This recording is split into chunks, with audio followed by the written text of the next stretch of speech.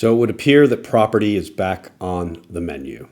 After an extended period of evaluation, the central policymakers up in Beijing late on Friday last week, as I'm sure many of you, if not all of you, are well aware, came out and announced a slew of initiatives to address the ongoing negative sentiment in property here in China, predominantly from the PBOC and the NDRC.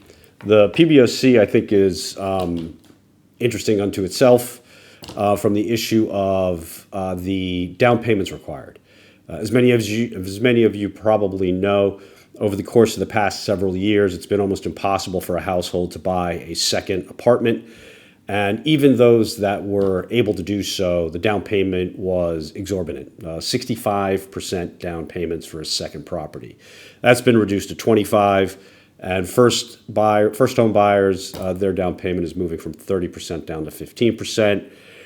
Where I think most of the focus has been is on the NDRC, which announced that now local governments would be permitted to go in and either reclaim property that was sold to developers that has not been developed, and or go even further and acquire those properties that have not been completed yet, a typical move to try and alleviate the overall supply. Now, I think what's important about what we have witnessed over the last several days is just how Chinese policy gets enacted, especially when it relates to the economy here locally. There's not going to be a ready, fire, aim approach, which I personally would argue has typically been the approach in other markets, most notably the G7, the US, and elsewhere. The clear desire is to think more clearly on what needs to be done, take in as much information as possible, and then move. And that's now what we're seeing. And I suspect we're going to see more of this in the months ahead. I am in the camp that a lot of the moves that are being made now are being made in advance of the third plenum meeting, which is set to take place in July. But the real, I think, issue that I wanted to address today is it sort of ties into my video from the other day about Keynes being dead in China. As you probably can appreciate, there was a lot of pushback on that, given how China was moving forward with its trillion renminbi in special purpose bonds. But again, this also plays to my point of policy being done in a methodical way.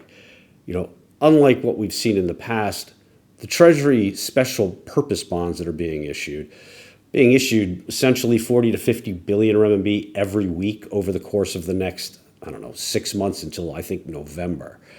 And, the first tranche that went out last week was 4 times oversubscribed. Yield came in at around market yields.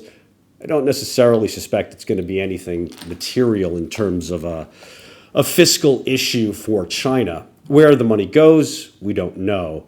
But as I noted in that earlier video, China's going to be going along the approach of a scalpel, not a hatchet. And this is exactly what, for me at least, you're seeing with this special purpose bond.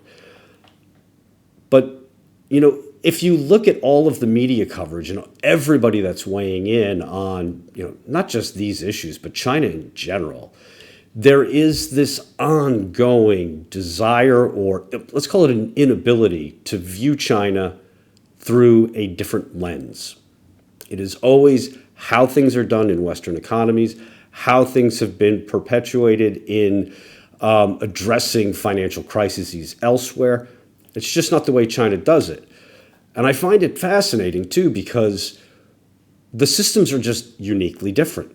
I saw a graphic, I guess it was last week, comparing M2 money supply in China versus, the United States and elsewhere. And there was a huge discrepancy. It looked as though, China was, unleashing a massive amount of money into the system, which of course it is.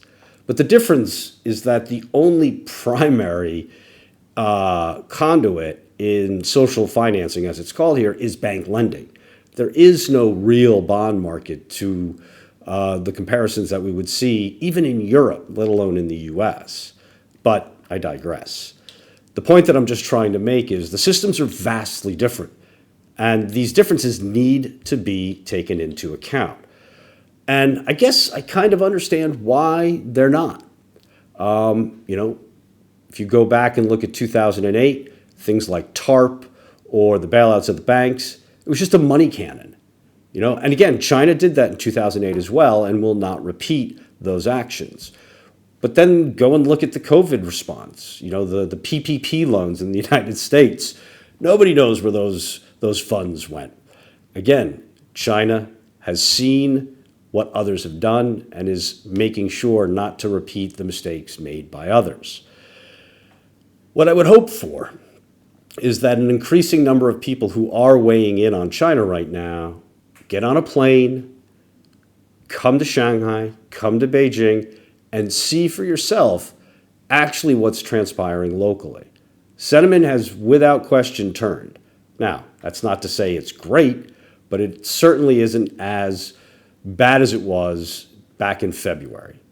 And this is the kind of slow grind process that you can anticipate over the course of the next 12 to 18 months.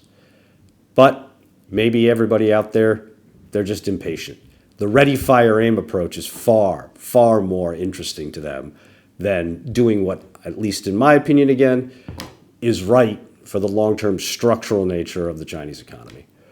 Anyway, I'm sure I'll be back later this week. In the meantime, have a great day.